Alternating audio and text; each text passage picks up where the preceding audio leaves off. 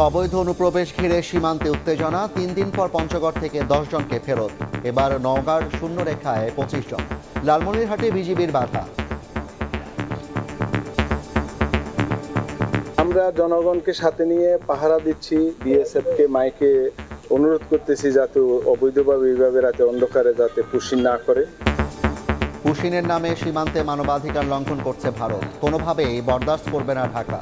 সম্পর্ক পুনরুদ্ধারে ব্যবস্থা নেওয়ার আহ্বান প্রতিমন্ত্রী।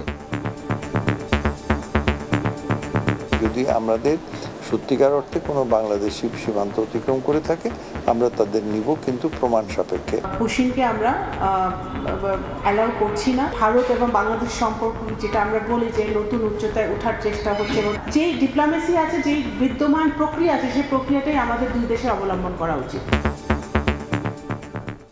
দেখছিলেন প্রধান শিরোনাম। রাতের সময়ের সঙ্গে আছি আমি জাফর সাদিক। এবার অন্যান্য শীর্ষ সংবাদ। ব্রিক্সের সদস্য হতে রাশিয়ার সহায়তা চায় বাংলাদেশ। মস্কোতে খলিলুর ল্যাভরভ বৈঠক। বৈশ্বিক সংকট মোকাবিলায় জাতিসংঘের ভূমিকা নিয়ে আলোচনা। আমদানি রপ্তানির আড়ালে অর্থ পাচার ঠেকানো কঠিন হলেও সচেষ্ট সরকার। সংসদে প্রশ্নোত্তরে বাণিজ্যমন্ত্রী। গুজব রোধে সাইবার সুরক্ষা আইনে আনা হচ্ছে সংশোধনী। এসএসসি পরীক্ষার ফল ঘোষণা 20 জুলাই। কারিকুলামে বিভিন্ন শ্রেণীতে যুক্ত হচ্ছে ক্রীড়া, সংস্কৃতি সহ নতুন 4 বিষয়। জুলাই থেকে স্কুল ড্রেস, ব্যাগ, জুতা বিতরণ শুরু। হামে আরও 8 শিশুর মৃত্যু। অ্যান্টিবডি তৈরি হতে লাগতে পারে 20 জন। নোটিশের জবাব পাওয়ার পরই 8 দিনের বিষয়ে সিদ্ধান্ত। জনস্বার্থে কঠোর হতে পিছপা হবে না সরকার। এবং ক্যারিয়ারের শেষ বিশ্বকাপ জয় মরিয়া মেসি, রোনালদো, মদ্রিচ। এখনও মাঠের অনুশীলনে নামেননি নেইমার। মহাকাশ প্রযুক্তির সহায়তায় চোটমুক্ত হওয়ার চেষ্টায় সেলেসাও স্টার।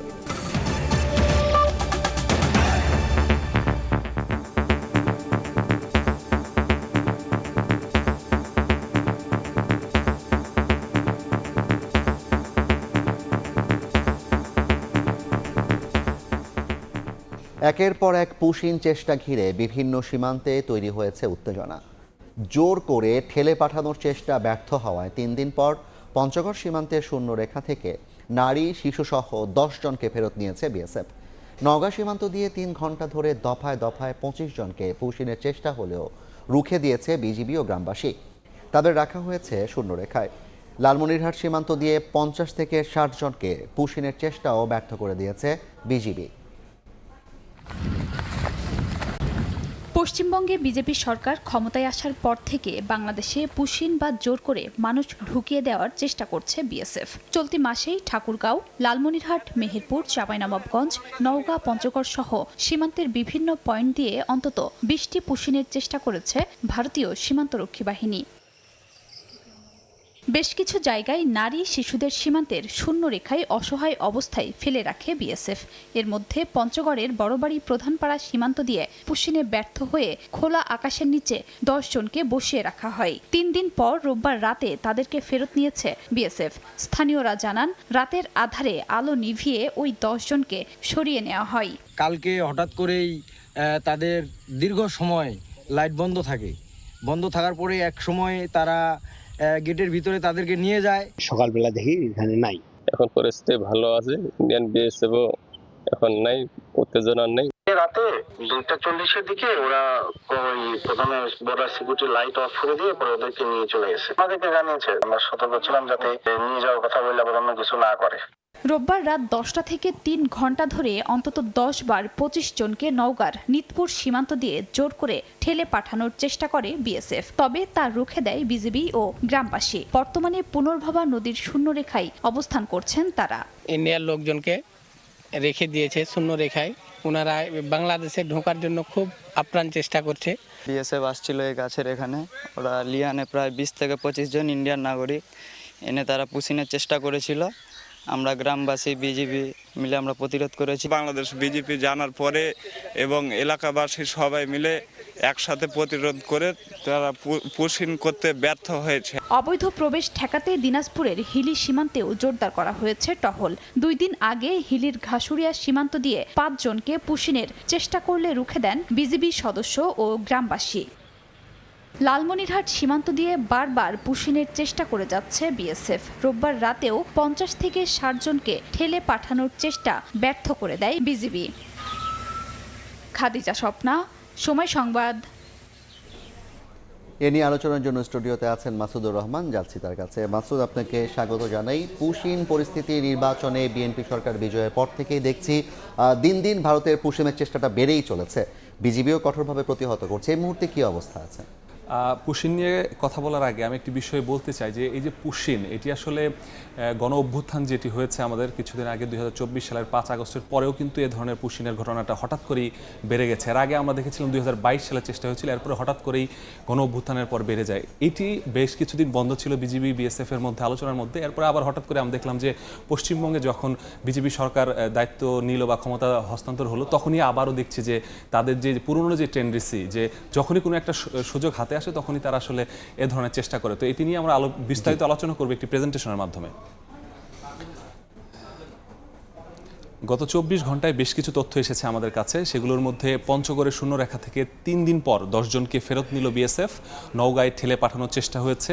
নোম্যান্স ল্যান্ডে আছে 25 জন। লালমনিরহাটে 50 থেকে 60 জনকে পুশিনের চেষ্টায় ব্যর্থ করেছে বিজিবি। তো এই যে 3টি জেলার তথ্য আমাদের কাছে এসেছে, সেটি নিয়ে আজকে আমাদের প্রতিবেদন হয়েছে। এই 3টি ঘটনা আলোচনায় আছে। 10 জনকে ফেরত নিয়েছে। এখনও কিন্তু প্রায় 85 জনের মতো শূন্যরেখা অবস্থান করছে। এই যে তাদের যে মানবত জীবনযাপন, এটি নিয়ে কিন্তু বারবার আলোচনা হচ্ছে। তো এই যে পরিসংখ্যানটি তারা দিয়েছে, তারা আরও বেশ কিছু তথ্য দিয়েছে যেটি বিজিবির মাধ্যমে আমরা জানতে পেরেছি। সেটি হচ্ছে যে এই যে বিজেপি সরকার পশ্চিমবঙ্গে দায়িত্ব নেওয়ার পরে এখন পর্যন্ত মোট 33টি পুশিনের চেষ্টা করেছে তারা। এই 33টি পুশিনের মধ্যে প্রায় 208 জনকে তারা চেষ্টা করেছিল বাংলাদেশের প্রবেশ করানোর জন্য, যার মধ্যে আমরা দেখছি যে 10 জনকে তারা গত রবিবার রাতে তারা ফেরত নিয়েছে। এছাড়াও আরও 85 জন আছে। আর বাকি যাদের চেষ্টা হয়েছিল তাদেরকে কিন্তু বিজিবি বিএসএফ এর যে সমঝোতা, তার মাধ্যমে কিন্তু তারা ফেরত দিতে সক্ষম হয়েছে। তো বিজিবি এটি বলেছে যে 2026 সালে এখন পর্যন্ত কোনো ধরনের পুশিন চেষ্টা করে বিএসএফ সফল হতে পারেনি এবং তারা তাদের যে অবস্থান সেটিতে তারা থাকবে, অটল থাকবে। পাশাপাশি পঞ্চগড়ে বলা হচ্ছে 10 জনকে ফেরত নিয়েছে বিজিবি বিএসএফ, কিন্তু আমরা ভারতীয় কিছু মিডিয়াতে দেখেছি তারা প্রচার করেছে এরা বাংলাদেশে ঢুকে পড়েছে। তো এরকম তথ্য ভারতীয় মিডিয়াতে অপপ্রচার কি চালানো হচ্ছে এখানে? অপপ্রচার তো অবশ্যই চালানো হচ্ছে, কারণ বিজিবি যেই তথ্যগুলো দিয়েছে, পাশাপাশি এখানে শুধুমাত্র বিজিবি কাজ করছে এরকম না, কিন্তু তারা কিন্তু গ্রামবাসী, পাশাপাশি আরও যারা আছে সঙ্গী হিসেবে গ্রাম পুলিশ, আনসারকে আমরা দেখেছি গত 2 দিন আগে থেকে তারা এই যে এই কার্যক্রমের বিষয় যে বিজেপির সাথে পুরো অঞ্চলের গ্রামবাসী কিন্তু যুক্ত হয়েছে। এ নিয়ে সরকার আসলে কি পদক্ষেপ নিচ্ছে? সরকারের পদক্ষেপ বেশ কিছু নিয়েছে। আজকে পররাষ্ট্র প্রতিমন্ত্রী কথা বলেছে। এটি নিয়ে আমাদের একটা প্রতিবেদন তৈরি করা আছে, সেটি আমরা একটু দেখে আসি। ফায়ার করতে বাধ্য হব, সাবধান, হুঁশিয়ার। পশ্চিমবঙ্গে বিজেপি সরকার ক্ষমতায় আসার পর থেকে বাংলাদেশ সীমান্তে পুশিন নিয়ে উত্তেজনা শুরু হয়েছে। বাংলাদেশি দাবি করে প্রতিদিনই পুশিনের চেষ্টা অব্যাহত রাখছে ভারতীয় সীমান্তরক্ষী বাহিনী বিএসএফ। এ অবস্থায় নয়াদিল্লিতে অনুষ্ঠিত হচ্ছে বিজিবি বিএসএফ বৈঠক, যেখানে আলোচনায় অগ্রাধিকার পেতে পারে পুশিন ইস্যু। সীমান্তে অস্থিরতা উভয় দেশের জন্য ক্ষতিকর দাবি করে বিশ্লেষকরা বলছেন, পশ্চিমবঙ্গে বিজেপি সরকার ক্ষমতায় আসার পর সীমান্ত সংকট প্রকট হয়েছে। খুবই ব্লেটেন্ট বাংলাদেশ বিরোধিতা শুভেন্দু অধিকারী এবং তার দলের, সেখান থেকে তারা বের হয়ে আসতে পারেননি এবং সেটাকে উপজীব্য করেই তারা এখন মনে হচ্ছে যে তারা পশ্চিমবঙ্গে ক্ষমতাকে আরো সুসংহত করতে চাইছেন। কিন্তু এই যে তথাকথিত অবৈধ বাংলাদেশি তারা খুঁজে বের করেছে, এবং এর মধ্যে অবৈধ বাংলাদেশি থাকতেও পারে, আমি জানি না, ভেরিফিকেশন হওয়া প্রয়োজন। এটি ফেরত পাঠানোর আন্তর্জাতিক স্বীকৃত অনেক পদ্ধতি আছে এবং সিভিলাইজ অনেক পদ্ধতি আছে যেটি অন্যান্য রাষ্ট্র অনুসরণ করে, ভারতে সেটি করতে পারত। অবৈধ অনুপ্রবেশের চেষ্টার সমালোচনা করে বিশ্লেষকরা বলছেন, ভারতে অবৈধ বাংলাদেশি থাকলে প্রমাণ সাপেক্ষে আন্তর্জাতিক আইন মেনে ব্যবস্থা নিতে হবে। যদি আমাদের সত্যিকার অর্থে কোনো বাংলাদেশি সীমান্ত অতিক্রম করে থাকে, আমরা তাদের নিব, কিন্তু প্রমাণ সাপেক্ষে, এবং সেটা আমরা করব। অশান্ত সীমান্ত কোনোদিনই আমাদের জন্য, কারোর জন্য শুভকর হবে না। পুশিন বন্ধে দিল্লিকে কার্যকর ব্যবস্থা নেওয়ার আহ্বান জানিয়ে পররাষ্ট্র প্রতিমন্ত্রী বলেন, নতুবা দ্বিপাক্ষিক সম্পর্ক পুনরুদ্ধারে প্রভাব পড়তে পারে। কোনোভাবেই পুশিনকে আমরা অ্যালাউ করছি না। আমরা আশা করব যে ভারত সরকার এটা তারা সিরিয়াসলি নেবে এবং যথাযথ প্রক্রিয়ার মাধ্যমে, যথাযথ মেকানিজম এবং ডিপ্লোমেসির মাধ্যমে আমাদের এই কাজটি তারা সমাধান করবে। ভারত এবং বাংলাদেশ সম্পর্ক যেটা আমরা বলি যে নতুন উচ্চতায় ওঠার চেষ্টা হচ্ছে এবং ওনারাও একটি প্যারাডাইম শিফটের কথা বলেন, সেই প্যারাডাইম শিফটটা যদি হতে হয় তাহলে এই কাজগুলা যেই ডিপ্লোমেসি আছে, যেই বিদ্যমান প্রক্রিয়া আছে, সেই প্রক্রিয়াটাই আমাদের দুই দেশে অবলম্বন করা উচিত। পররাষ্ট্র প্রতিমন্ত্রী জানিয়েছেন, ইতোমধ্যে পুশিন নিয়ে ভারতকে 12 থেকে 13টি চিঠি দিয়েছে ঢাকা। বুলবুল রেজা, সময় সংবাদ, ঢাকা। প্রতিবেদনও কিন্তু আজকে মাসুদ, যেটি দেখলাম যে পররাষ্ট্র প্রতিমন্ত্রী বলছেন এটি আসলে মোটেও উচিত নয়, দ্বিপাক্ষিক সম্পর্কের জন্য ক্ষতিকর হবে, কিন্তু এই নিয়ে আসলে আন্তর্জাতিক যে আইন আছে কিংবা আন্তর্জাতিক কোনো জায়গায় এটি নিয়ে আলাপ করার সুযোগ আছে কিনা মানবাধিকার লঙ্ঘন নিয়ে? অবশ্যই আছে। এর আগেও যেটি আমি বলেছিলাম যে অভ্যুত্থানের পরে যাদেরকেই তারা পুশিন করেছিল এবং এটির মধ্যে দেখা গেছে যে তারা দাবি করে যে এগুলো আসলে অবৈধ অনুপ্রবেশ, কিন্তু এর মধ্যে দেখা গেছে যে ভারতীয়দেরও তারা আসলে পুশিন করেছে। তারপর দেখা গেছে রোহিঙ্গাদের তারা পুশিন করেছে।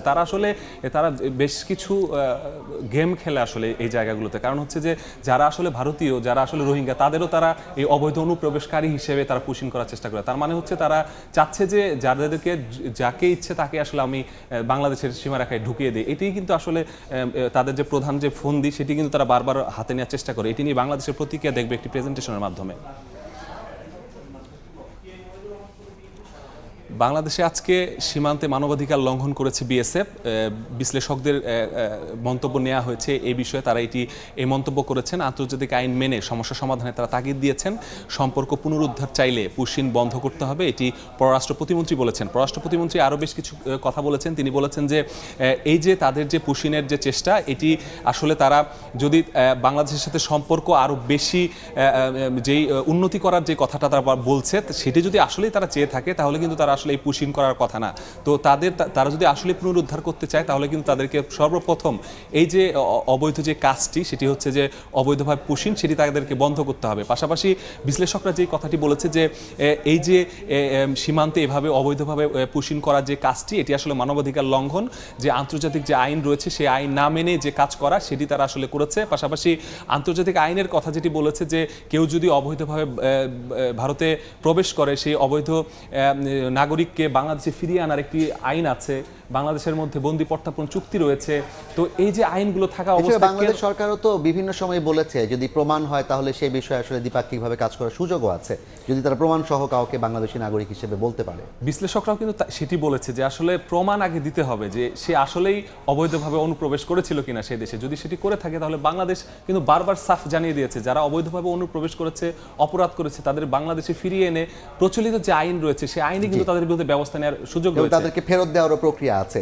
আপনাকে ধন্যবাদ মাসুদ। আমাদের সঙ্গে যুক্ত ছিলেন সহকর্মী মাসুদ, জানাচ্ছিলেন যে সম্প্রতি যে পুশিনের ঘটনা সে বিষয়ে বিস্তারিত। ব্রিক্সের সদস্য হতে রাশিয়ার সহযোগিতা চায় বাংলাদেশ। সোমবার মস্কোতে দ্বিপাক্ষিক বৈঠকে রুশ পররাষ্ট্রমন্ত্রী সের্গেই ল্যাভরভের সঙ্গে সহযোগিতা চান পররাষ্ট্রমন্ত্রী ডক্টর খলিলুর রহমান। বৈঠকে দুই দেশের বাণিজ্য, অর্থনীতি, সংস্কৃতি ও জ্বালানি খাতে সহযোগিতার বিষয়ে আগ্রহ প্রকাশ করে উভয় পক্ষ। এছাড়া আলোচনায় উঠে আসে রূপপুর পারমাণবিক বিদ্যুৎ কেন্দ্রের অগ্রগতির বিষয়ও। সরকার গঠনের পর প্রথমবার রাশিয়া সফরে বাংলাদেশের পররাষ্ট্রমন্ত্রী ও জাতিসংঘ সাধারণ পরিষদের ৮১তম অধিবেশনের নবনির্বাচিত সভাপতি ডক্টর খলিলুর রহমান। সঙ্গে ছিলেন প্রধানমন্ত্রীর পররাষ্ট্র বিষয়ক উপদেষ্টা হুমায়ুন কবির। মস্কোতে রুশ পররাষ্ট্রমন্ত্রী সার্গেই ল্যাভরভের সঙ্গে বৈঠক করেন বাংলাদেশ প্রতিনিধি দল। এ সময় দুই দেশের বাণিজ্য, অর্থনীতি, সংস্কৃতি ও জ্বালানি খাতে সহযোগিতা সম্প্রসারণের বিষয়ে আগ্রহ প্রকাশ করেন উভয় পক্ষ। উঠে আসে রূপপুর পারমাণবিক বিদ্যুৎ কেন্দ্রের অগ্রগতির বিষয়ও। Quite a bit of expansion of our relationship in various fields, in trade, in education, in energy, in the area of defense, and we continue to do that. We have a very fine ambassador helping us in Dhaka in a nuclear power plant in a place called Rupur. We just did the first loading of fuel. We hope that it becomes operational soon. জাতিসংঘের কার্যকারিতা বৃদ্ধি, বহুপাক্ষিক কূটনীতি শক্তিশালী করা এবং বৈশ্বিক সংকট মোকাবিলায় জাতিসংঘের ভূমিকা নিয়ে আলোচনা করেন রুশ পররাষ্ট্রমন্ত্রী ল্যাভরভ। বৈঠক শেষে যৌথ সংবাদ সম্মেলন করেন দুই পররাষ্ট্রমন্ত্রী। ব্রিক্সের সদস্য হতে রাশিয়ার সহযোগিতা চায় বাংলাদেশ, আর সেপ্টেম্বরে পূর্বাঞ্চলীয় ফোরামে অংশ নিতে বাংলাদেশকে আহ্বান জানান রুশ পররাষ্ট্রমন্ত্রী। Support that you have for our candidature for BRICS. Once the pause is over, we'd very much like Russia and specifically you to help us in getting our membership. Удвоился сразу с 5 до 10, и нужно немножко притереться в новом составе, но наша позиция в отношении кандидатуры Бангладеш, когда процесс вот этой паузы закончится. বৈঠকের আগে মস্কোতে দ্বিতীয় বিশ্বযুদ্ধে জীবন উৎসর্গ করা অজ্ঞাত সৈনিকদের সমাধিতে শ্রদ্ধা জানান পররাষ্ট্রমন্ত্রী খলিলুর রহমান। দিন মোহাম্মদ সাব্বির, সময় সংবাদ, ঢাকা। এবার আসছে বাজেটের খবর।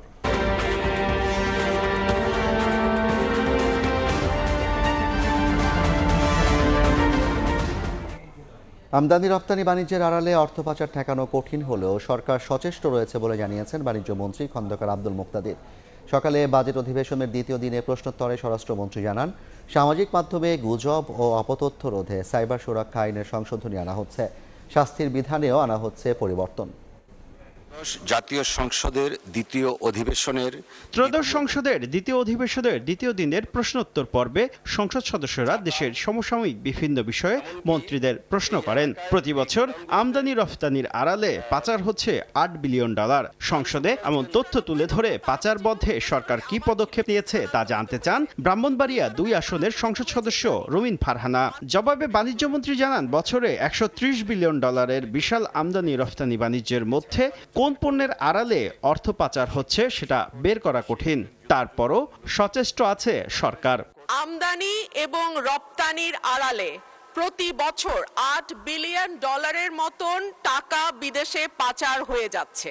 পাচার বন্ধ করবার ক্ষেত্রে বাণিজ্য মন্ত্রণালয়ের কিছু করবার আছে কিনা? প্রায় 130 বিলিয়নের আমদানি রপ্তানির অর্থনীতি এই দেশটি। এটির মধ্যে পিন পয়েন্ট করে বলা যে ঠিক অমুক প্রোডাক্টের মধ্যে অর্থ পাচার হচ্ছে, এটা বেশ জটিল একটা বিষয়। যদি আমাদের নজরে এরকম কোনো বিষয় আসে, আমি হাউসকে আশ্বস্ত করতে চাই যথাযথ ব্যবস্থা আমরা নিব। অনলাইনে মানহানিকর অপতথ্য রোধে সরকারের পদক্ষেপ নিয়ে এক প্রশ্নের উত্তরে স্বরাষ্ট্রমন্ত্রী জানান, সাইবার সুরক্ষা আইন 2026 নামে আইনের সংশোধনী আনতে যাচ্ছে সরকার। অপরাধের সংজ্ঞা ও শাস্তির বিধানে আনা হবে পরিবর্তন। ফেসবুক কর্তৃপক্ষকেও আইনের বিধানে রাখা হবে। সাইবার সুরক্ষা আইন 2026 নামে আমরা অবহিত করব। গুজব, অপতথ্য, মানহানি এরগুলো নতুন করে সংজ্ঞায়িত করা হবে। মেটা বলেন বা টুইট বলেন, আরো যারা বলেন, তারা বলে যে তোমাদের তো আইনটা ঠিক মতো নাই, সুতরাং আইনি কভার না থাকলে সেটা প্রেসার দেওয়া যায় না। সেই বিধানটা করবো মাননীয় স্পিকার। দুর্যোগ মন্ত্রণালয়ের বরাদ্দ শুধু সরকারি দলের এমপিদের দেওয়া হয়েছে বলে অভিযোগ তোলেন বিরোধী দলের সংসদ সদস্য আখতার হোসেন। জবাবে মন্ত্রী জানান, শিগগিরই বিরোধী দলের এমপিদেরও বরাদ্দ দেওয়া হবে। কাল পরশুর মধ্যে ওনারা ওনাদের বরাদ্দ পেয়ে যাবেন।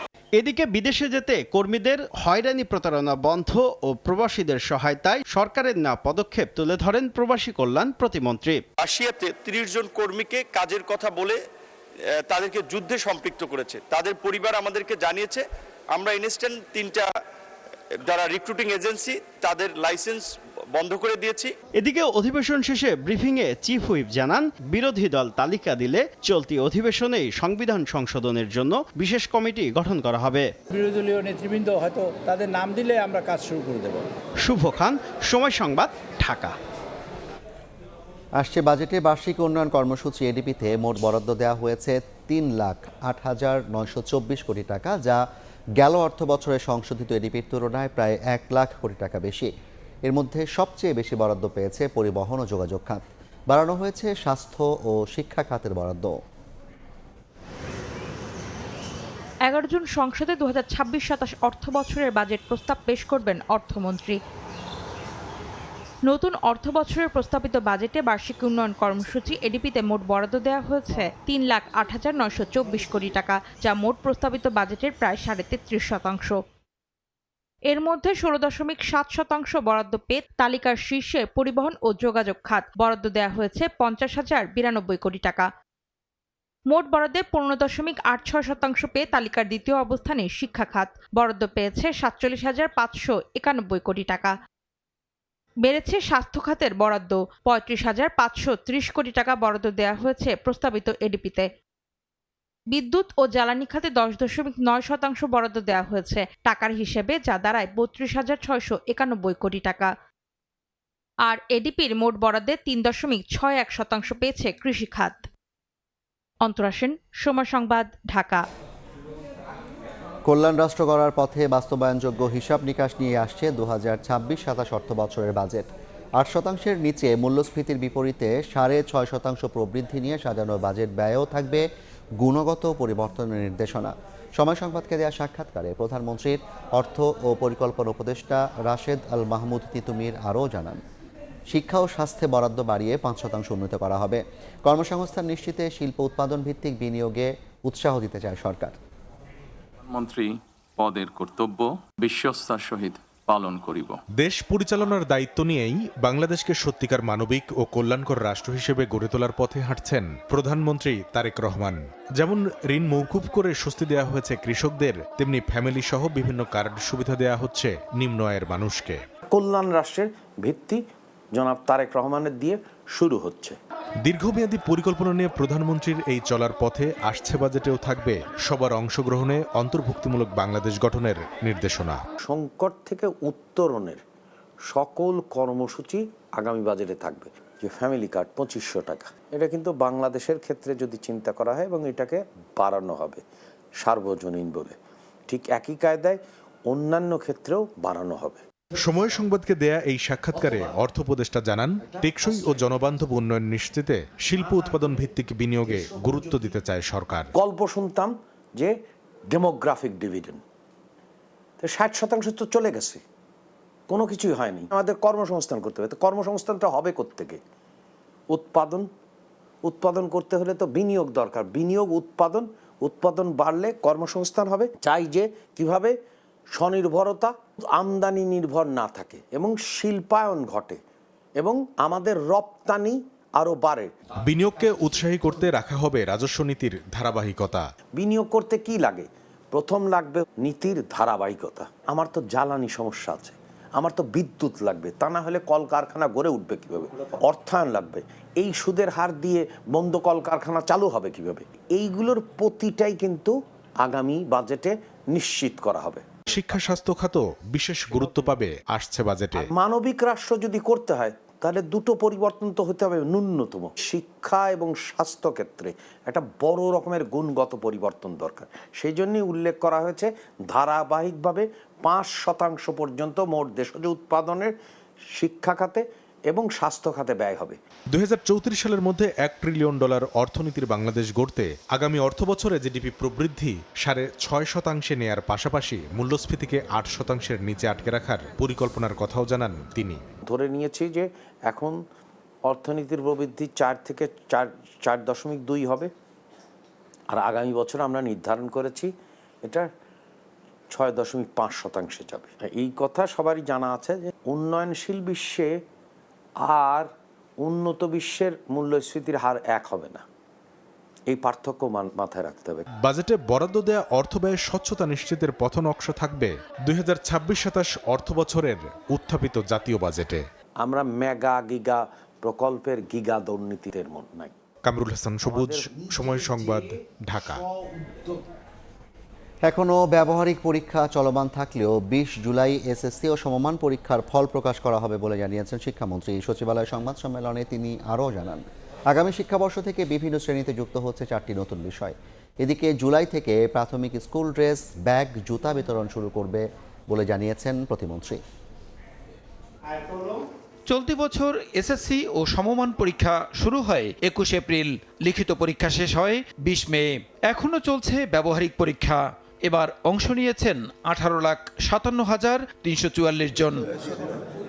এসএসসি পরীক্ষা পুরোপুরি শেষ না হলেও শিক্ষামন্ত্রী জানান ফল প্রকাশ করা হবে 20 জুলাই। সোমবার সচিবালয়ে সংবাদ সম্মেলনে আরও জানান আগামী বছর 7 জানুয়ারি থেকে শুরু হবে এসএসসি পরীক্ষা। এসএসসি রেজাল্ট আমরা 20 জুলাই আউট করব, সেই নির্দেশনা আমরা দিয়ে দিয়েছি এবং পরবর্তীতে আমাদের এসএসসি পরীক্ষার রুটিন এবং আমরা সবকিছু অ্যানাউন্স করেছি। মন্ত্রী জানান স্কুল পর্যায়ের শিক্ষার্থীদের কারিকুলাম পরিমার্জনের কাজ চলছে। আগামী শিক্ষাবর্ষ থেকে বিভিন্ন শ্রেণীতে যুক্ত হচ্ছে ক্রীড়া, সংস্কৃতি, কারিগরি বৃত্তি এবং লার্নিং উইথ হ্যাপিনেস নামে 4টি নতুন বিষয়। পরিমার্জনের জন্য আমরা বসছি এবং সেগুলি আমরা রেডি করে ফেলেছি। আর আমরা 2027-এর বই আমরা 2026-এর ডিসেম্বর 25-এর ভিতরে দেব। কারিকুলামের উপর ব্যাপক কাজ চলছে। টোটাল চেঞ্জ যেটা আশা করছেন সেটা আমরা কাজ শুরু করেছি, 2028-এ গিয়ে আপনারা সেটা দেখতে পাবেন। এদিকে প্রাথমিক ও গণশিক্ষা প্রতিমন্ত্রী ববি হাজ্জাদ জানান আগামী জুলাই থেকেই প্রাথমিক শিক্ষার্থীদের স্কুল ড্রেস, ব্যাগ ও জুতা মোজা দেয়া শুরু হবে। কার্যক্রম উদ্বোধন করবেন প্রধানমন্ত্রী তারেক রহমান। সরকারি প্রাথমিক বিদ্যালয়ের শিক্ষার্থীদের ফ্রি ইউনিফর্ম দেওয়ার ব্যবস্থা করছি। আগামী জুলাই আগস্টের ভিতরে আমরা পাইলটে যাচ্ছি। এই পাইলটে পাট মন্ত্রণালয় থেকে 5 লক্ষ পাটের স্কুল ব্যাগ প্রদান করবে। ইউনিফর্ম এবং জুতো স্টুডেন্টসদের কাছে, প্রাথমিকের শিক্ষার্থীদের কাছে পৌঁছে দেয়া, সেখানে এলজিআরডি মন্ত্রণালয় থেকেও বড়ভাবে ওনারা আমাদেরকে সহযোগিতা করবেন। পাইলট প্রকল্পের আওতায় প্রথম পর্যায়ে 1 লাখ শিক্ষার্থীকে স্কুল ড্রেস সহ বিভিন্ন সামগ্রী দেয়া হবে বলেও জানান প্রতিমন্ত্রী। প্রসূন আশিস, সময় সংবাদ, ঢাকা। রাতের সময় আরও থাকছে। ইউপি ও প্যানেল চেয়ারম্যানের ক্ষমতার দ্বন্দ্ব, সংঘর্ষে রণক্ষেত্র হবিগঞ্জের বানিয়াচং, আহত 1/2 শতাধিক। টিয়ারশেল নিক্ষেপে পরিস্থিতি নিয়ন্ত্রণে আনে পুলিশ। হাম ও উপসর্গে প্রাণ গেছে আরও 8 জনের। নতুন আক্রান্ত 1185 জন। টিকার কারণে নতুন ভর্তি কমলেও জটিল রোগীদের নিয়ে বাড়ছে শঙ্কা। হামের সঙ্গে অ্যাডিনো ও বোকা ভাইরাসের সংক্রমণে মারাত্মক ক্ষতিগ্রস্ত হচ্ছে শিশুর রোগ প্রতিরোধ ক্ষমতা। এতে নিউমোনিয়ায় বিকল হচ্ছে শিশুর ফুসফুসের টিস্যু। চিকিৎসকরা বলছেন পুষ্টি সমৃদ্ধ খাবারের পাশাপাশি সুস্থ হওয়ার পর অন্তত 1.5 মাস রাখতে হবে আইসোলেশনে।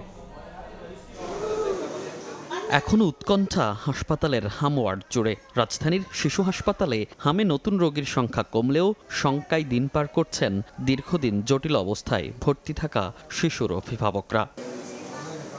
শুরুতে সাধারণ জ্বর সর্দি থেকে নিউমোনিয়া, এরপর ফুসফুসের সংক্রমণ। এতেই কাবু হচ্ছে শিশুরা, সুস্থ হতেও সময় লাগছে বেশি। ওষুধ অনেকদিন খাওয়াই, 2-4 দিন যেই খাওয়ানো বাদ দিই আবারই জ্বর ওঠে। ওইরকম করে প্রায় 1 মাসেরও বেশি দরকার আপনার খালি ওষুধের উপর রাখ। ঈদের পরের দিন ওর হঠাৎ করে জ্বর আসে, জ্বর আসার 2 দিন পরে ওর হাম হয়।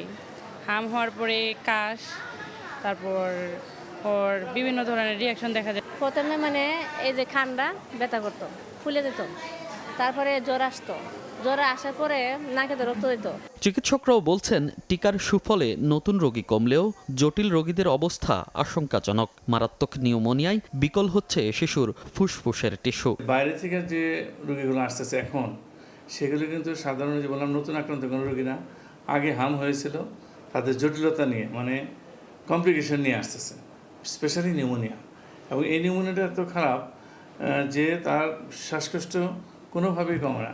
অক্সিজেন দেওয়ার পরেও তার ডিসচার্জ রিলিভ হয় না, কারণ তার বায়োলেটার লাং সিভিয়ারলি ড্যামেজ। এই জন্য অক্সিজেন এক্সচেঞ্জ করার জন্য যে জায়গাটা, টিস্যুটা, ভালো টিস্যুই নেই, টিস্যুই নষ্ট হয়ে যাচ্ছে। এছাড়া নতুন করে শঙ্কা বাড়াচ্ছে অ্যাডিনো ও হিউম্যান বোকা ভাইরাসের সংক্রমণ, যার কারণে মারাত্মকভাবে ক্ষতিগ্রস্ত হচ্ছে শিশুর রোগ প্রতিরোধ ক্ষমতা। আমরা রেসপিরেটরি প্যানেল টেস্ট করে দেখতেছি, লাং প্যানেল করে অ্যাডেনো ভাইরাস, বোকা ভাইরাস এগুলো দিয়েও নিউমোনিয়া হচ্ছে। মিজেলসে কমছে, আবার অ্যাডেনো ভাইরাস বা বোকা ভাইরাসও আবার কমায় দেয়। এই ডাবল অ্যাকশনের জন্য তার ইমিউনিটি আরও সাপ্রেসড, এই জন্য তার ইনফেকশনটা সিভিয়ার আকার ধারণ করে। হাম পরবর্তী জটিলতা থেকে শিশুকে সুরক্ষা দিতে সুস্থ হওয়ার পরও অন্তত 1.5 মাস বিশেষ সচেতনতার মধ্যে রাখার পরামর্শ চিকিৎসকদের। মনির হোসাইন, সময় সংবাদ, ঢাকা। কারণ দর্শানোর নোটিশের জবাব পাওয়ার পরই 8 দিন হাসপাতালের বিষয়ে সিদ্ধান্ত নেওয়া হবে বলে জানিয়েছেন স্বাস্থ্যমন্ত্রী। জনস্বার্থে সরকার যে কোনো ধরনের কঠোর সিদ্ধান্ত নিতে পিছপা হবে না বলেও জানান তিনি। এছাড়া হামের টিকা প্রসঙ্গে স্বাস্থ্যমন্ত্রী বলেন, অ্যান্টিবডি তৈরি হতে সময় লাগবে 20 জুন পর্যন্ত। রাজধানীর মগবাজারের আদ্দিন মেডিকেল কলেজ হাসপাতালে সম্প্রতি চিকিৎসাধীন অবস্থায় 6 নবজাতকের মৃত্যুর ঘটনায় দেশ জুড়ে তোলপাড় সৃষ্টি হয়। লাইসেন্স কেন বাতিল হবে না জানতে চেয়ে হাসপাতালটিকে শোকজ করে স্বাস্থ্য অধিদপ্তর।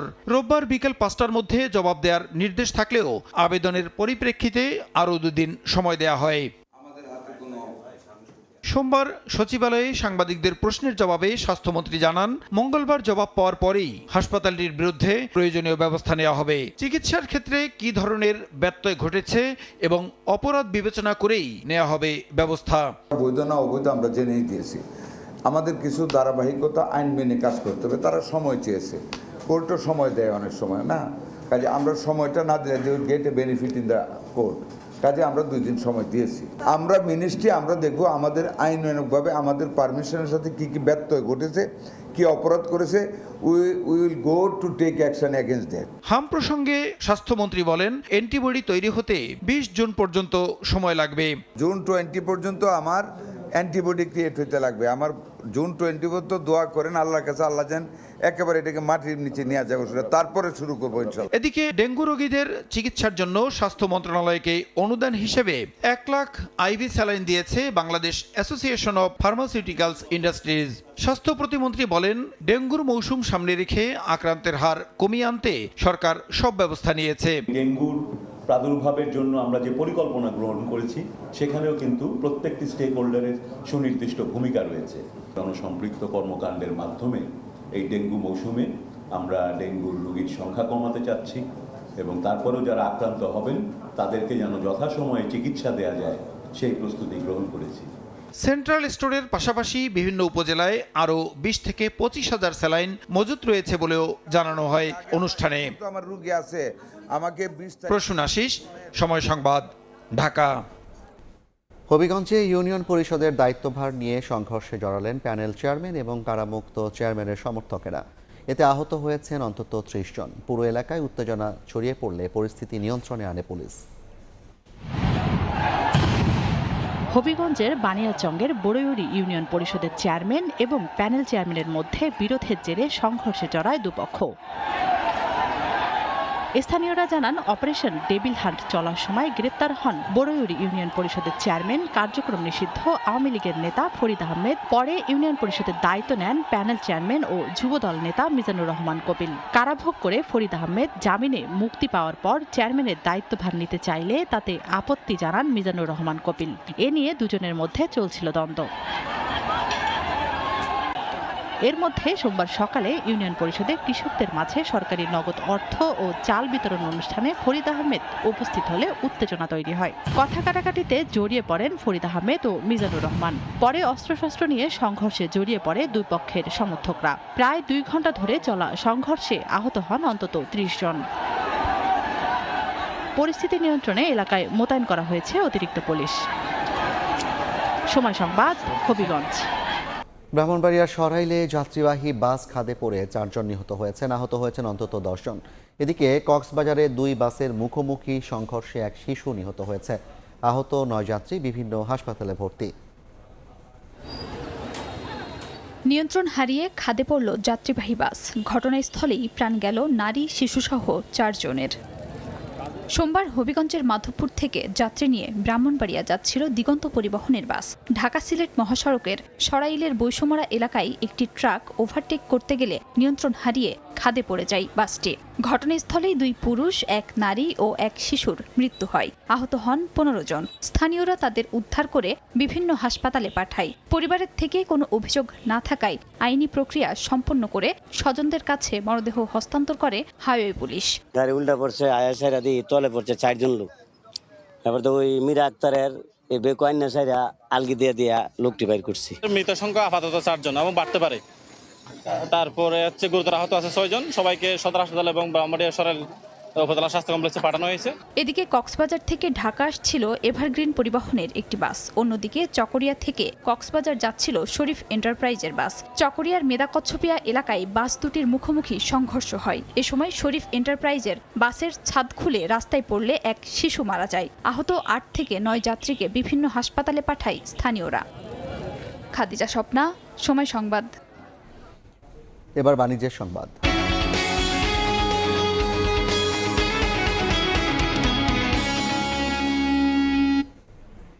নতুন অর্থ বছরে জাতীয় গ্রিডে 650 মিলিয়ন ঘনফুট গ্যাস যুক্ত করতে চায় জ্বালানি বিভাগ। লক্ষ্য পূরণে 38টি কূপ খনন ও 8টি সংস্কারের পরিকল্পনা নেওয়া হয়েছে। সংকট কাটাতে 2030 সালের মধ্যে 1,500 মিলিয়ন ঘনফুট গ্যাসের নতুন সম্ভাবনা তৈরি করতে চান নীতি নির্ধারকরা। ফারুক ভূঁইয়া রবিনের রিপোর্ট। গ্রাহক পর্যায়ে দাম কিংবা সরবরাহ দুই ক্ষেত্রেই এখনো ধুঁকছে দেশের বিদ্যুৎ ও জ্বালানি খাত। আমদানি নির্ভরতার ঝুঁকি কতটা, ইরান ইউক্রেন যুদ্ধ সহ বৈশ্বিক সংকটে তার মূল্য দিয়েছে গোটা দেশ। বর্তমানে দেশে গ্যাসের চাহিদা 4,000 মিলিয়ন ঘনফুটের বেশি, বিপরীতে সরবরাহ মাত্র 2,600 থেকে 2,700 মিলিয়ন ঘনফুট। এর মধ্যে প্রায় 1,000 মিলিয়ন ঘনফুটের যোগান আসে আমদানি করা এলএনজি থেকে। তবে শঙ্কার বিষয় হচ্ছে বছর ব্যবধানে 150 মিলিয়ন ঘনফুট হারে কমছে দৈনিক উৎপাদন। সংকটময় এই অবস্থা কাটাতে নতুন আধার অনুসন্ধানে নজর দিচ্ছে জ্বালানি বিভাগ। আসছে অর্থ বছরের লক্ষ্য 46টি কূপ খনন ও সংস্কার করে দৈনিক 650 মিলিয়ন ঘনফুট হারে জাতীয় গ্রিডে গ্যাস যুক্ত করা। এভাবে ধাপে ধাপে 2030 সালের মধ্যে 129 কূপ খননের পরিকল্পনা নেওয়া হয়েছে, যা বাস্তবায়ন করতে পারলে 1,500 মিলিয়ন ঘনফুট হারে গ্যাস পাওয়ার সম্ভাবনা জাগতে পারে। 50টা কূপ এবং 100টা কূপ দুটো প্রজেক্ট আছে আমাদের। এই কূপগুলো খননের কার্যক্রম কিভাবে আরও গতি সঞ্চার করা যায় সে ব্যাপারে সরকার উদ্যোগ নিয়েছে। আমরা আশা করছি যে আপনারা দৃশ্যমান একটা অগ্রগতি সহসাই দেখতে পাবেন ইনশাল্লাহ। তবে অতীত অভিজ্ঞতা বলছে উচ্চাভিলাষী অনেক পরিকল্পনা হুঁচট খেয়েছে বারবার। প্রকল্প অনুমোদন আর অর্থ ছাড়ে ধীরগতি, আমলাতান্ত্রিক জটিলতা বড় বাধা হয়ে দাঁড়ায় কূপ খননে। দেশের জ্বালানি অনুসন্ধানে নানা সময়ে নেওয়া হয়েছে নানা পরিকল্পনা, তবে বাস্তবায়নের বেলায় সেসব অনেক ক্ষেত্রেই থেকে গেছে কাগজে কলমে। এমন অবস্থায় জ্বালানি অনুসন্ধানে নতুন করে যে কর্ম পরিকল্পনা ঠিক করা হয়েছে সেসব বাস্তবায়নে পাপেক্স পেট্রোবাংলার গতিশীল ভূমিকার পাশাপাশি সরকারের নীতি সহায়তার উপর জোর দিচ্ছেন বিশেষজ্ঞরা। পাপেক্স সহ আর 3 কোম্পানিকে তাদের যত রকমের সক্ষমতা উন্নয়ন করা লাগে সব করতে হবে, এবং তাদের পেছনে বাঘ ছেড়ে দিলে যেমন কোনো ব্যক্তি জীবনে কোনো দিন দৌড়ায়নি সে অলিম্পিকের রেকর্ড ব্রেক করবে। যদি এইসব কোম্পানিগুলো গ্যাস তুলতে ব্যর্থ হয় তাদের চাকরি চলে যাবে, তাদের হাতে টার্মিনেশন লেটার ধরাই দেবে। যারা প্রফেশনাল, কারিগরি দক্ষ, স্ট্র্যাটেজিক প্ল্যান তৈরি করে সেই প্ল্যান অনুযায়ী তাদেরকে চলতে বাধ্য করুক। ডিপিপি বলা হয়, সেটার অনুমোদন প্রক্রিয়া অনেক বেশি, সেটার প্রকিউরমেন্ট প্রসেসটা অনেক বেশি, এখানে কিন্তু অনেক বিলম্বিত হয়। এই যে আমলাতান্ত্রিক ব্রিটিশ আমলের সিস্টেম, এইটা তো চলতে পারে না। সেই ফ্লেক্সিবিলিটি তো বাবেক্সকে দিতে হবে। এটা যদি থাকে তখন কিন্তু ওই দেখা যাবে যে কাজের যে গতি কিন্তু আরো বাড়বে। জ্বালানি বিভাগ অবশ্য বলছে পাপেক্সকে শক্তিশালী ও অনুসন্ধান কার্যক্রমে গতি আনতে বিদ্যমান 5টি রিগ বা খনন যন্ত্রের পাশাপাশি নতুন করে আরও 2টি কেনার প্রক্রিয়া শুরু হয়েছে। ফারুক ভূঁইয়া, রবিন, সময় সংবাদ, ঢাকা। চট্টগ্রামের দুর্গম পাহাড়ি এলাকা জঙ্গল সলিমপুরে সড়ক যোগাযোগ ব্যবস্থার উন্নয়নে বড় উদ্যোগ নিয়েছে সরকার। সেনাবাহিনীর 34 কনস্ট্রাকশন ব্রিগেডের তত্ত্বাবধানে চলছে নির্মাণ কাজ। স্থানীয়দের যাতায়াত ব্যবস্থা সহজ হওয়ার পাশাপাশি বাড়বে শিক্ষা, স্বাস্থ্য ও অন্যান্য নাগরিক সুবিধা। বহুল আলোচিত সন্ত্রাসীদের দুর্ভেদ্য জনপদ নামে খ্যাত চট্টগ্রামের দুর্গম জঙ্গল সলিমপুরে সড়ক নির্মাণের উদ্যোগ নিয়েছে সরকার। অপরিকল্পিত বসতি, ভূমি দখল ও আইনশৃঙ্খলা পরিস্থিতি অবনতির কারণে দীর্ঘদিন ধরে আলোচনায় থাকা এলাকাটিতে 4টি সড়ক নির্মাণের কাজ শুরু করেছে সেনাবাহিনীর 34 কনস্ট্রাকশন ব্রিগেড। প্রাথমিকভাবে প্রায় 10 কিলোমিটার সড়ক নির্মাণের কাজ শুরু হয়েছে। সড়ক নির্মাণের পাশাপাশি নির্মাণ করা হবে একাধিক কালভার্ট ও অন্তত 3টি সেতু। আধুনিক ড্রেনেজ ব্যবস্থাও যুক্ত হবে প্রকল্পে। এছাড়া দুর্গম ও ঝুঁকিপূর্ণ এলাকায় কাজ পরিচালনার জন্য নেওয়া হয়েছে বিশেষ নিরাপত্তা ব্যবস্থা। র্যাব, পুলিশ ও বিজিবির সহায়তায় নির্মাণ কাজে শতভাগ নিরাপত্তা নিশ্চিত করা হচ্ছে। এলাকার পরিস্থিতি বিবেচনায় আমাদের নিজস্ব সিকিউরিটি, আমরা ক্লোজ প্রোটেকশন আপনারা দেখতে পাচ্ছেন যে আমরা শতভাগ নিশ্চিত করে আমরা কাজ করছি। সড়ক নির্মাণ শেষ হলে স্থানীয়দের যাতায়াত ব্যবস্থা সহজ হওয়ার পাশাপাশি বাড়বে শিক্ষা, স্বাস্থ্য ও অন্যান্য নাগরিক সুবিধা। একই সঙ্গে আইন শৃঙ্খলা রক্ষাকারী বাহিনীর কার্যক্রম পরিচালনাও আরও সহজ হবে বলে আশা সংশ্লিষ্টদের। 3 দিক থেকেই খুব সহজেই মানুষ চলাচল করতে পারবে এবং আইন শৃঙ্খলা বাহিনীর জন্য এটা অত্যন্ত সুগম হবে এবং তারা তাদের দায়িত্বটা খুব সুন্দরভাবে পালন করতে পারবে। দুর্গম এই এলাকায় রাস্তা নির্মাণে আশার আলো দেখছেন স্থানীয়রা। জঙ্গল ছিল, চিকন একটা রাস্তা ছিল, যাওয়া আসা করতাম, আমাদের খুব কষ্ট হতো। রাস্তা এখন ঘরের সামনে হলে সবার জন্যই ভালো। গাড়ি আসা যাওয়া করে তো আমরা গাড়িতে করে যেতে পারবো, সময়টা বাঁচাতে পারবো। প্রাথমিক পর্যায়ে আলীনগর স্কুল থেকে শুরু হওয়া সড়কের কাজটি ভাটিয়ারি, হাটাজারি, লিং রোড গিয়ে শেষ হবে। প্রকল্পটি নির্মাণ কাজ শেষ করতে সময় লাগবে 7 থেকে 8 মাস। ফেদুসলিপি, সময় সংবাদ, চট্টগ্রাম। 7.8 মাত্রার শক্তিশালী ভূমিকম্পে কাঁপল ফিলিপিন্সের দক্ষিণাঞ্চল। এখন পর্যন্ত 32 জনের মৃত্যুর খবর পাওয়া গেছে। আহত হয়েছেন অন্তত 129 জন। বেশ কয়েকটি এলাকায় ব্যাপক ক্ষয়ক্ষতি হয়েছে। ভূমিকম্পের পর ফিলিপিন্স, ইন্দোনেশিয়া, জাপান সহ কয়েকটি দেশে সুনামি সতর্কতা জারি করা হলেও পরে তা প্রত্যাহার করে নেওয়া হয়। ধসে পড়ছে একের পর এক ভবন, জীবন বাঁচাতে ছুটছেন মানুষ। স্থানীয় সময় সোমবার সকালে শক্তিশালী ভূমিকম্পে হঠাৎই কেঁপে ওঠে ফিলিপিন্সের দক্ষিণাঞ্চল মিন্দানাও দ্বীপ। বহু ভবন ক্ষতিগ্রস্ত হয়েছে, হতাহত হয়েছেন বেশ কয়েকজন। মার্কিন ভূতাত্ত্বিক জরিপ সংস্থা USGS জানিয়েছে ভূমিকম্পের মাত্রা ছিল 7.8। German research centre for Jio sciences জানায় ভূমিকম্পটির উৎপত্তি ভূপৃষ্ঠের প্রায় 10 কিলোমিটার গভীরে। সারাঙ্গানি প্রদেশের একটি স্কুলে সকালে পতাকা উত্তোলন অনুষ্ঠানের সময় অনুভূত হয় এই তীব্র কম্পন। ভয়ে ছোটাছুটি করেন শিশুরা। স্থানীয় পুলিশ প্রধান জানান ঝাঁকুনিতে পুলিশ ভবনের দেয়ালে ফাটল দেখা দিয়েছে। আতঙ্কে অনেক মানুষ ভবন ছেড়ে বাইরে চলে আসেন। কেউ কেউ ভয় পেয়ে অসুস্থ হয়ে পড়েন। ভূমিকম্পের পর ফিলিপিন্স, ইন্দোনেশিয়া ও জাপান সহ কয়েকটি দেশ সুনামি সতর্কতা জারি করে। পরে পরিস্থিতি মূল্যায়নের পর অধিকাংশ এলাকায় সতর্কতা ধীরে ধীরে প্রত্যাহার করে নেওয়া হয়। পশ্চিম ইন্দোনেশিয়া সময় সকাল 7:11 পর্যন্ত BMKG'র পর্যবেক্ষণে 6.7 ও 5.9 মাত্রার দুটি আফটার শক রেকর্ড করা হয়েছে। উপকূলীয় এলাকার বাসিন্দাদের নিরাপদ ও উঁচু স্থানে সরে যাওয়ার পরামর্শ দেওয়া হচ্ছে। ভূমিকম্পের ঝুঁকিতে থাকা বিশ্বের অন্যতম অঞ্চল হলো ফিলিপিন্স ও ইন্দোনেশিয়া। দুই দেশেই রয়েছে প্যাসিফিক রিং অফ ফায়ারের অবস্থান, যার কারণে দেশ দুটি প্রায়ই শক্তিশালী ভূমিকম্পের ঝুঁকিতে থাকে। এশিতা আক্তার, সময় সংবাদ। ইসরায়েলে আপাতত হামলা বন্ধের ঘোষণা ইরানের। সোমবার এক বিবৃতিতে ইসরায়েলের ওপর হামলা বন্ধ রাখার বিষয়ে IRGCর এই সিদ্ধান্তের কথা। ফের লেবাননের ওপর হামলা হলে তেল আবিবকে আরও কঠোর ও ধ্বংসাত্মক জবাব দেওয়া হবে। তাই অবিলম্বে আগ্রাসন উস্কানিমূলক কর্মকাণ্ড বন্ধে ইসরায়েলের প্রতি আহ্বান জানায় ইরান।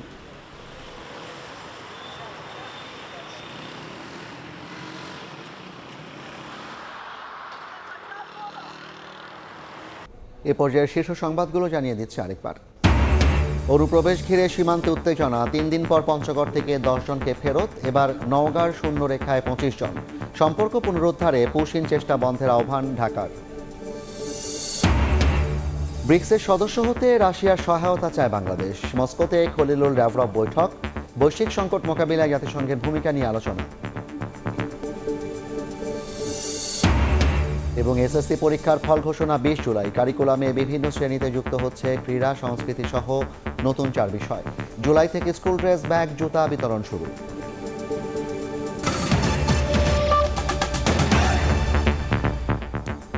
এই ছিল রাতের সময়। এরপর দেখবেন সম্পাদকীয়। সঙ্গে থাকুন সময়।